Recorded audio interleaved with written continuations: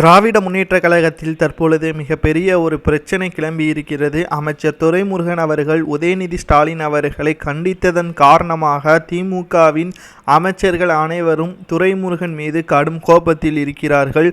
வரக்கூடிய நாடாளுமன்ற தேர்தலில் கட்சிகளுக்கு எத்தனை தொகுதிகள் பிரிக்கப்பட வேண்டும் என்பதை தற்பொழுது அறிக்கை ஒன்றை வெளியிட்டிருக்கிறார் உதயநிதி ஸ்டாலின் அவர்கள். இதில் முழு திருப்தி இல்லை என்றும் தற்பொழுது துரைமுருகன் அவர்கள் கூறியிருக்கிறார். தமிழகத்தில் முதலீடுகளை ஈட்டுவதற்காக பிரான்ஸ் நாட்டிற்கு சென்ற முதல்வர் ஸ்டாலின் அவர்கள் தற்பொழுது கட்சி நிர்வாக பொறுப்புகள் அனைத்தையும் உதயநிதி ஸ்டாலின் அவர்கள்தான் பார்த்து கொள்வார் என்று ஸ்டாலின் அவர்கள் கூறியிருந்தாலும் நாடாளுமன்ற தேர்தலில் தோல்வி வரும் அளவிற்கு ஸ்டாலின் அவர்களின் மகன் உதயநிதி ஸ்டாலின் அவர்களின் செயல்பாடுகள் இருப்பதாக தற்பொழுது நேரடியான விமர்சனத்தையும் செய்திருக்கிறார் துரைமுருகன் அவர்கள்.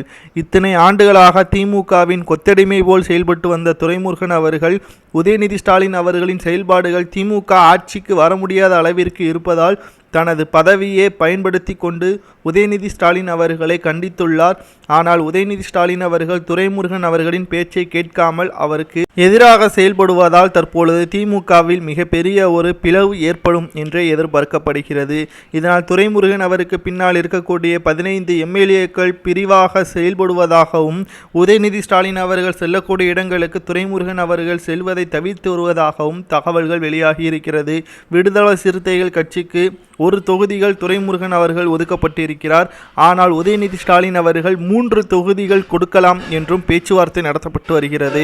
உதயநிதி ஸ்டாலின் அவர்கள் 3 தொகுதிகள் கொடுத்தால் நிச்சயமாக திமுகவிலிருந்து நான் விலகி விடுவேன் என்றும், காரணம் அரசியல் என்னுடைய பக்குவம் வேற, உதயநிதி ஸ்டாலின் அவர்களின் பக்குவம் வேற என்றும், நாடாளுமன்ற தேர்தலில் தற்பொழுது போட்டிகள் அதிகமாகிவிட்டது, நாம் விட்டு கொடுக்க வேண்டும் என்று உதயநிதி ஸ்டாலின் அவர்கள் கூறியுள்ளார். ஆனால் விட்டு கொடுத்தால் நமது கட்சிக்கே ஆபத்து வந்துவிடும் என்று துரைமுருகன் அவர்கள் கூறியுள்ளார்.